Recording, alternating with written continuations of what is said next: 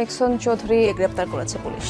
Police জানায়, গোপন সংবাদের ভিত্তিতে ভাঙ্গা উপজেলা সহ পৌর এলাকায় গত কদিন ধরেই অভিযান চালানো হয়। বাড়িটি ব্যবহার করা হতো ভিন্ন মত দমনের টর্চার সেল হিসেবে। শাস্তি হিসেবে আটকে রাখা হতো টয়লেটে। শীতের রাতে কাউকে চুবানো হতো বাংলো বাড়ির সামনের পুকুরে। দেশকে অস্থিতিশীল করতে দিল্লিতে বসে যেসব কূটকৌশল চালছেন হাসিনা, ও হাসিনার গোপন ষড়যন্ত্র ফাঁস। স্বামী জিয়াউর রহমানের স্মৃতি বিজড়িত 40 বছরের ক্যান্টনমেন্টের বাড়ি থেকে শেখ হাসিনার নির্দেশে বেগম খালেদা জিয়াকে চরম দুর্ব্যবহার, অপমান ও এক কাপড়ে বাড়ি থেকে বের করার 14 বছর পর গোপন ভিডিও প্রকাশ। বেগম খালেদা জিয়ার সাথে কি ঘটেছিল সেদিন, থাকছে বিশেষ প্রতিবেদন। ক্ষমতার দাপটে বিপুল সম্পদ গুম খুনের অপরাধ, আন্তর্জাতিক আদালতে বিচার, অর্ধ শতাধিক পুলিশ কর্মকর্তার, থাকছে বিশেষ প্রতিবেদন।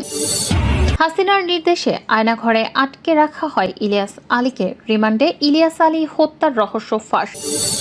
মহাদুর্নীতিবাজ শেখ হাসিনা ও তার পুত্র ডিজিটাল ডাকাত জয়ের রিজার্ভ পাচারের গোপন তথ্য ফাঁস করল সাংবাদিক ইলিয়াস। ডিবি হেফাজতে রিমান্ডে শেখ হাসিনাকে নিয়ে আবারও চাঞ্চল্যকর তথ্য দিয়েছেন সাবেক আইনমন্ত্রী আনিসুল হক। ফেসে গেল হাসিনার 10 মামলা, সিসিটিভির অনুসন্ধানে ধরা পড়ল যাদের নির্দেশে সচিবালয়ে আগুন দেওয়া হয়। যেভাবে 4 আগস্ট রাতেই হাসিনা বুঝতে পারেন সময় শেষ, 1 মাসের মধ্যে দেশে ফিরিয়ে এনে ফাঁসি কার্যকর করা হবে, থাকছে পিনাকি ভট্টাচার্যের বিশেষ প্রতিবেদন। গণহত্যার অভিযোগ এবার ফেসে যাচ্ছে 2 শতাধিক পুলিশ অফিসার, রিমান্ডে হাসিনার মুখোশ খুলে দিল সাবেক আইজিপি। এবং সর্বশেষ জানাবো, বেনজিরের বিরুদ্ধে ইন্টারপোলের রেড নোটিশ জারি।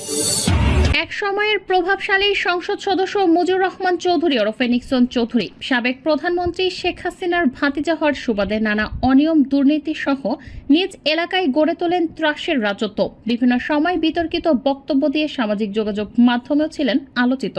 পদ্মা সেতু দুর্নীতির অভিযোগ সামনে এলে যার নাম সবচেয়ে বেশি শোনা যায়, তিনি এই নিক্সন চৌধুরী।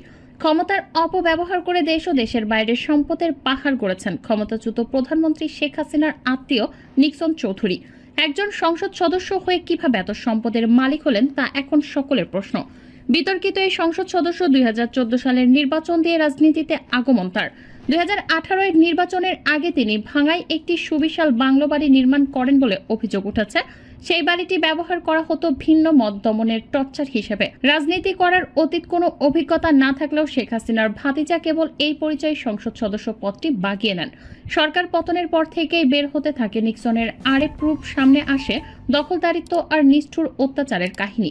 নিক্সনের শক্তিই তার বিশাল মোটরসাইকেল বাহিনী। কাউকে ভয় দেখানো, জমি দখল, কাউকে তুলে আনা, সবই করত এই বাহিনী।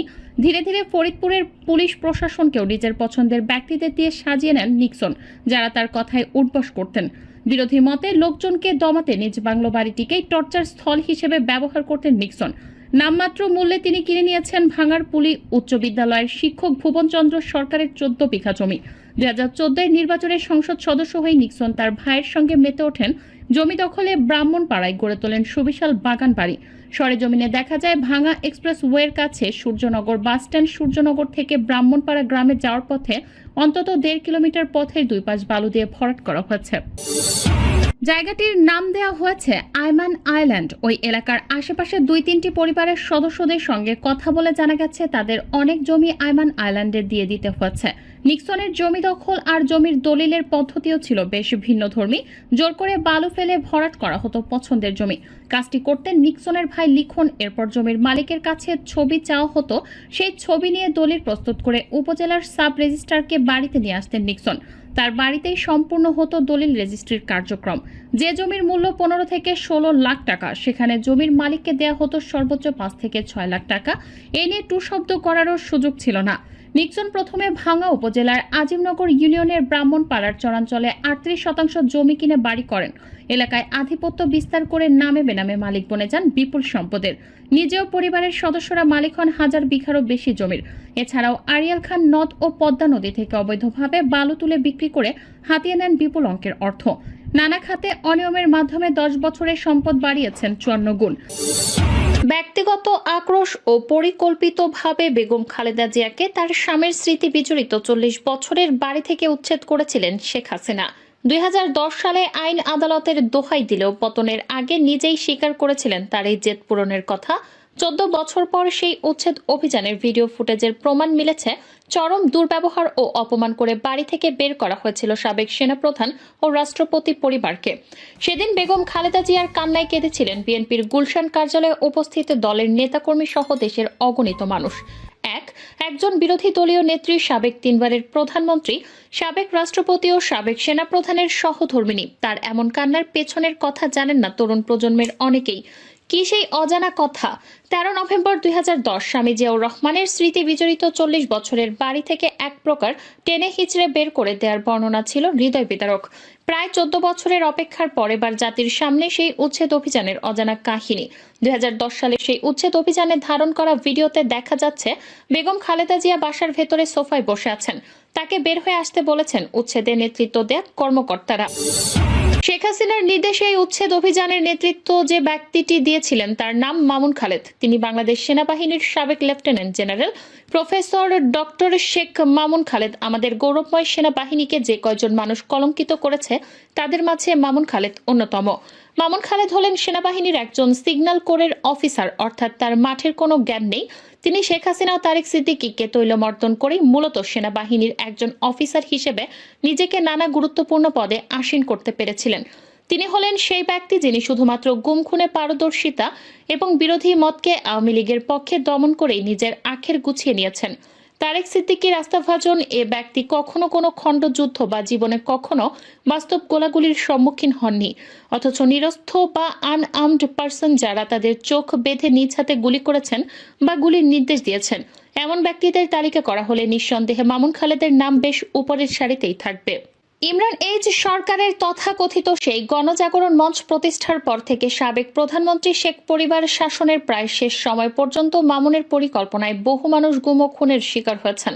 মামুন খালেদ প্রত্যক্ষভাবে সবচেয়ে বেশি গুম ও খুনের পরিকল্পনা বাস্তবায়ন করেছিলেন ডিজিএফআই এর ডিজি থাকাকালীন সময়ে। 2008 সাল থেকে 2013 সাল পর্যন্ত ওই সময়ে, অর্থাৎ 2010 সালের নভেম্বর মাসে বেগম খালেদা জিয়াকে তার ক্যান্টনমেন্টের বাসা থেকে টেনে হিচড়ে উচ্ছেদ করা হয়েছিল। এই উচ্ছেদ অভিযানের সবচেয়ে বেশি গুরুত্বপূর্ণ ভূমিকা রেখেছিলেন যেই ব্যক্তি, তিনি হলেন এই কুখ্যাত মামুন খালেদ। বেগম খালেদা জিয়াকে সেনানিবাসের বাসা থেকে উচ্ছেদ করার পর ওই বাসায় মদ ও ম্যাগাজিন রাখা হয়। এসব রাখে মামুন খালেদের নেতৃত্বে তৎকালীন ডিজিএফআই এর অফিসাররা। সেই উচ্ছেদ অভিযানে অল্প কিছু সাংবাদিকদেরও সেদিন আমন্ত্রণ করা হয়েছিল। আমন্ত্রিত সাংবাদিকদের মোটা অঙ্কের টাকা বকশিশ দিয়েছিলেন এই মামুন। খালেদের তত্ত্বাবধানে সেদিন উপস্থিত সাংবাদিকদের মাঝে সবচেয়ে বেশি বিতর্কিত ভূমিকা রেখেছিলেন বাংলাদেশে নিযুক্ত ভারতীয় গোয়েন্দা সংস্থা র এর দালাল ভোরের কাগজ পত্রিকার সম্পাদক শ্যামল দত্ত। মামুন খালেদের আস্থাভাজন সাংবাদিক নামধারী ভারত ও শেখ হাসিনার দালাল শ্যামল দত্ত সেদিন তার উল্লাসের নগ্ন বহিঃপ্রকাশ করেছিলেন। অনেকটা অ্যাভারেজ বিজয়ের মতন করেই বেগম খালেদা জিয়াকে তুচ্ছ তাচ্ছিল্যের সুরে সেদিন এই মামুন খালেদের নির্দেশে চরিত্র হননের খেলায় মেতে উঠেছিল এই শ্যামল দত্তরা। খালেদা জিয়া মদ খেলে ফ্রিজে রেখে খেলে অসুবিধা কোথায়? খাটের নিচে লুকানো বাথরুমে কেন থাকবে মদ? এইসব আপত্তিকর এবং অপ্রাসঙ্গিক কথা বলে খালেদা জিয়ার চরিত্র হননের নোংরা খেলায় সেদিন মেতে উঠেছিলেন শ্যামল ও মামুন খালেদ গংরা। সেদিন মামুন খালেদের নেতৃত্বে খালেদা জিয়ার বাসার মদের বোতল ও নোংরা ম্যাগাজিন যারা প্ল্যান্ট করেছিল তাদের মাঝে উল্লেখযোগ্য কয়েকজন সেনা কর্মকর্তা হলেন লেফটেন্যান্ট কর্নেল আক্তার হামিদ ও জেনারেল মোল্লা ফজলে আকবর। এই পুরো পরিকল্পনা বাস্তবায়নের অর্থ দিয়েছিলেন মামুন খালেদ। শুধুমাত্র বেগম খালেদা জিয়াকে সমাজে আওয়ামী লীগ সরকারের টানা 15 বছরের ক্ষমতার মেয়াদে বেপরোয়া হয়ে উঠেছিলেন পুলিশের অনেক কর্মকর্তা। তারা বিরোধী দলগুলোর ওপর নানা দমনপীড়ন চালিয়ে সরকারের আস্থা অর্জন করেন, আর এই আস্থাকে পুঁজি করে অবৈধ উপায়ে দেশে বিদেশে গড়েছেন সম্পদের